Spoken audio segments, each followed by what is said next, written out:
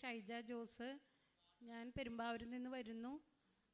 ഞാൻ എൻ്റെ ആദ്യം ഇവിടെ കൃപാസനത്തിൽ വന്നപ്പോൾ എനിക്ക് ആദ്യം ഒട്ടും വിശ്വാസമൊന്നും ഉണ്ടായിരുന്നില്ല. എൻ്റെ പല ഫ്രണ്ട്സും പറയുമായിരുന്നു, കൃപാസനത്തിൽ പോ, നിൻ്റെ ജോലി നിനക്ക് സ്ഥിരമായിട്ട് കിട്ടും എന്ന്. ഞാനൊരു ഫാർമസിസ്റ്റായിട്ടായിരുന്നു ജോലി ചെയ്തിരുന്നത്. അത് കഴിഞ്ഞ് എനിക്കൊരു ആക്സിഡൻറ്റ് വന്നു കഴിഞ്ഞപ്പോൾ നിന്നുള്ള ജോലി ചെയ്യുവാനായിട്ട് എനിക്ക് സാധിക്കുന്നുണ്ടായിരുന്നില്ല.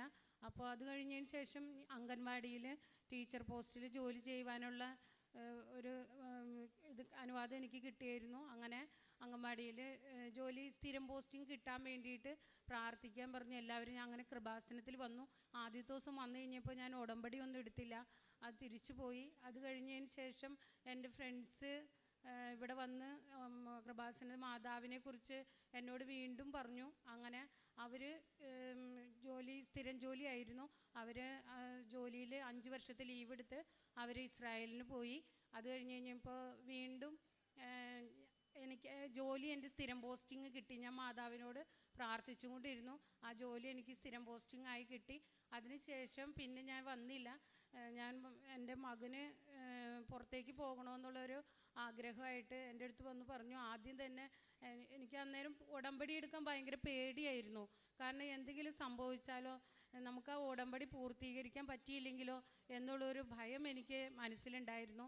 അപ്പോൾ ഞാൻ വീട്ടിൽ തന്നെ ആദ്യം പറഞ്ഞു, മോനെ ഉടമ്പടി എടുക്കാൻ പോണതിന് മുമ്പ് നിങ്ങളെല്ലാവരും പ്രാർത്ഥിക്കണം, എല്ലാ ദിവസവും കുടുംബ പ്രാർത്ഥനയിൽ ഉണ്ടാവണം.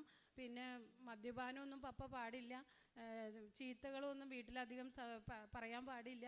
വിശുദ്ധിയിൽ ജീവിക്കുന്നവരാണ് കൂടുതൽ ഉടമ്പടി എടുക്കുന്നവർ. അപ്പോൾ അതുകൊണ്ട് അതൊക്കെ മമ്മി ചെയ്യണമെങ്കിൽ മമ്മിയുടെ ജീവൻ വെച്ചുള്ള കളിയാണ് മമ്മി ചെയ്യാൻ പോകുന്നത്. അപ്പോൾ അതുകൊണ്ട് നിങ്ങൾ വീട്ടിലുള്ളവരെല്ലാവരും അതിൻ്റെ കൂടെ എൻ്റെ കൂടെ തന്നെ ഉണ്ടെങ്കിൽ മാത്രമാണ് ഞാൻ ഈ ഉടമ്പടി എടുക്കുകയുള്ളൂ.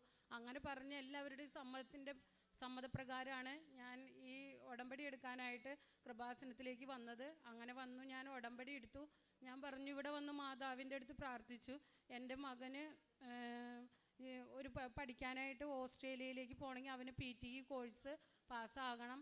അപ്പോൾ ആദ്യത്തെ പ്രാവശ്യം വന്നു കഴിഞ്ഞപ്പോൾ അത് പാസ്സായി കിട്ടി. അതിനുശേഷം പിന്നെയുള്ള വർക്കുകളാണ് കൂടുതലായിട്ടുള്ളത്.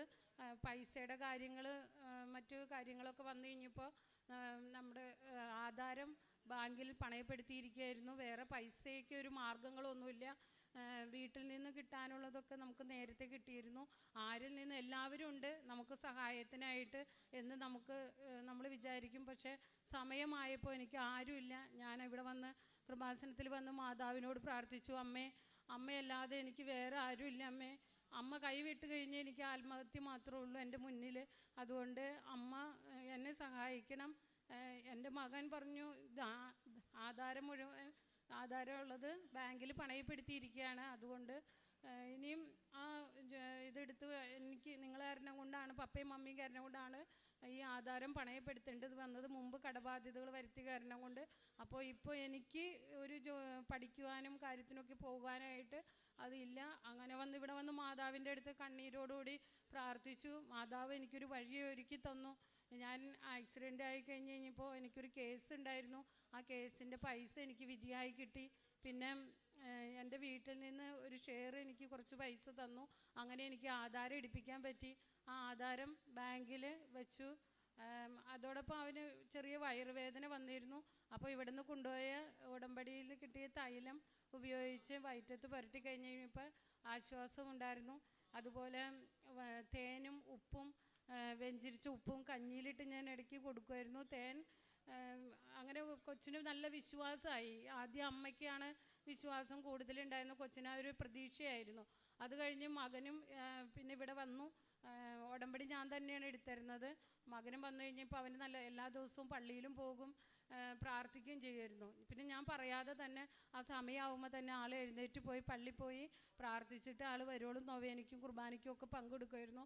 കുടുംബ പ്രാർത്ഥനയിലും പങ്കെടുക്കുമായിരുന്നു.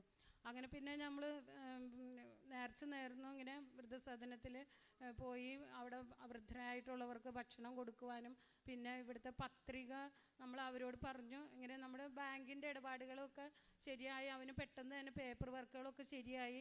അങ്ങനെ വന്നിരിക്കുമ്പോഴാണ് ഇവൻ്റെ കൂടെ തന്നെ പോകാനിരുന്ന കുട്ടി, ഓസ്ട്രേലിയക്ക് പോകാനിരുന്ന കുട്ടിയുടെ വിസ റിജക്ഷൻ വരുന്നത്. ആ സമയത്താണ് വിസ റിജക്ഷൻ എല്ലാവർക്കും വിസ റിജക്ഷൻ വരുന്നുണ്ടെന്ന് അറിയാൻ കഴിഞ്ഞത്.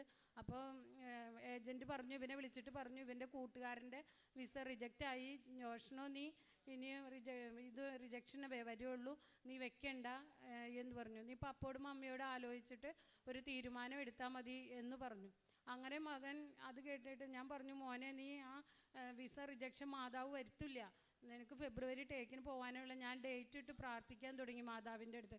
മോൻ അതൊന്നും കേട്ടില്ല. മോൻ രണ്ടാമത് ഓഫർ ലെറ്റർ ജൂലൈ ടേക്കിന് വെക്കാനായിട്ട് മോൻ ചെയ്തു. അതിൻ്റെ ഉള്ള പേപ്പർ വർക്കുകളൊക്കെ ചെയ്തു. ഫെബ്രുവരി 26-ാം തീയതി വന്നപ്പോൾ മകൻ പറഞ്ഞു, ഓഫർ ലെറ്ററും വരുന്നില്ല, ജൂലൈ ടേക്കിനുള്ള ഓഫർ ലെറ്ററും വരുന്നില്ല, ഇപ്പോൾ വിസയും വരുന്നില്ല, എന്ത് ചെയ്യും? ആകെ ഒരു ഭയങ്കര ബുദ്ധിമുട്ടായിരുന്നു ആ സമയത്ത്. പൈസ പോയി കഴിഞ്ഞ് കഴിഞ്ഞാൽ നമ്മൾ പൈസകളൊക്കെ അടച്ചു, ഇനി എന്ത് ചെയ്യും? ഒന്നും വന്നില്ലെങ്കിൽ നമുക്ക് 2-3 ലക്ഷം രൂപ ബാധ്യത വരും, പിന്നീട് അവരുടെ കാല് പിടിച്ചിട്ട് വേണം നമുക്ക് പൈസയൊക്കെ തിരിച്ചു കിട്ടണമെങ്കിൽ. അപ്പോൾ അങ്ങനെ ഭയങ്കര ബുദ്ധിമുട്ട് വന്നു. നമ്മൾ കഷ്ടപ്പാടും ബുദ്ധിമുട്ടും ഇതിലേക്കൂടെയാണ് മുന്നോട്ട് പോയിക്കൊണ്ടിരുന്നത്. അപ്പോൾ ഞാൻ പറഞ്ഞു, അമ്മേ എന്നെ സഹായിക്കണേ, എൻ്റെ കുടുംബത്തെ രക്ഷിക്കണേ, ഞാൻ ഇവിടെ വന്ന് മാതാവിൻ്റെ അടുത്ത് ഞാൻ സാക്ഷ്യം പറഞ്ഞോളാം.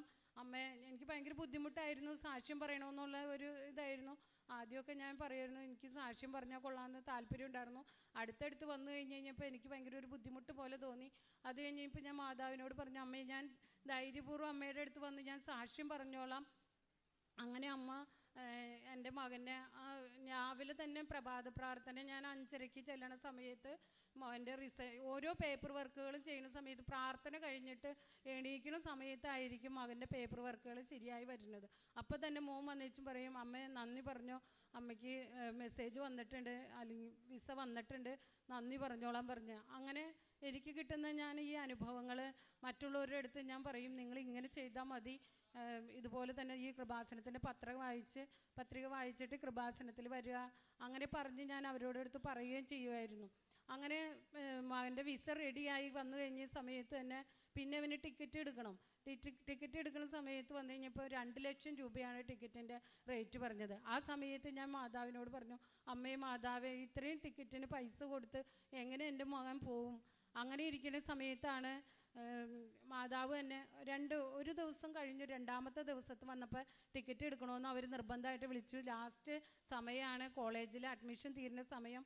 ലാസ്റ്റ് സമയത്ത് പോകുന്ന സമയത്ത് ഇവൻ പറഞ്ഞു, മമ്മി ഇപ്പോൾ 90,000 രൂപയ്ക്ക് ടിക്കറ്റ് കിട്ടും. അങ്ങനെ ആ മെസ്സേജ് വന്നു. ആ സമയത്ത് തന്നെ ടിക്കറ്റ് എടുത്തു. അവനങ്ങനെ പോകാൻ സാധിച്ചു. അമ്മ മാതാവിനും ഉണ്ണീശോയ്ക്ക് ഒരുപാട് നന്ദിയുണ്ട്. അതേപോലെ തന്നെ അവൻ അവിടെ ചെന്നു, അവന് സ്കോളർഷിപ്പ് കിട്ടി. പിന്നെ ഇവിടെ നിന്ന് കിട്ടുന്ന ഫീസിൻ്റെ സ്കോളർഷിപ്പ് കൂടാതെ 1 ലക്ഷം രൂപ ഇന്ത്യയിൽ നിന്ന് പോയാൽ 3 കുട്ടികളെയാണ് ആ കോളേജിൽ തിരഞ്ഞെടുത്തത്. അതിൽ ഒരാളായിട്ട് എൻ്റെ മകനെ തിരഞ്ഞെടുത്തു. ലാപ്ടോപ്പും അവന് വേണ്ടി കിട്ടി. അങ്ങനെ ഒരുപാട് നന്ദിയുണ്ട് മാതാവിന്, ഒരുപാട് നന്ദി. അതേപോലെ എൻ്റെ കുടുംബത്തിൽ ചെറുതും വലുതുമായ ഒരുപാട് അനുഗ്രഹങ്ങൾ മാതാവ് തന്നിട്ടുണ്ട്. മാതാവിന് ഒരുപാട് നന്ദി പറയുന്നു. അതുപോലെ തന്നെ മകൻ അവനൊരു വാഹനം വാങ്ങിച്ചു. അവിടെ ചെന്ന് കഴിയുമ്പോൾ ഇൻ്റർവ്യൂവിന് ചെല്ലുമ്പോൾ ആദ്യം ചോദിക്കുന്നത് വാഹനം ഉണ്ടോ എന്നാണ് ചോദിക്കുന്നത്. അപ്പോൾ വാഹനം ഇല്ലയെന്ന് പറയുമ്പോൾ അവൻ ജോലി ഇല്ലയെന്ന് പറയും. അപ്പം ഞാൻ ആകെ ബുദ്ധിമുട്ടായി, ഇവന് ജോലി കിട്ടണില്ലല്ലോ മാതാവേ, എന്ത് ചെയ്യും? എനിക്ക് സാക്ഷ്യം പറയുകയും ചെയ്യണം. ഇവന് പാർട്ട് ടൈം ജോലി കിട്ടിയിട്ട് വേണം സാക്ഷ്യം പറയാനായിട്ട്. ഇവനോടൊപ്പമുള്ള എല്ലാവർക്കും കിട്ടുന്നുണ്ട്, ഇവന് കിട്ടുന്നില്ല.